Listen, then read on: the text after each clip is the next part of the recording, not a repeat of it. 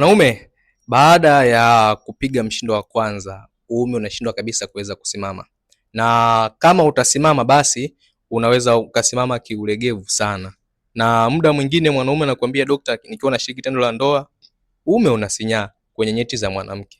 Hiyo ni hali ambayo sio ya kawaida sana kwa mwanaume.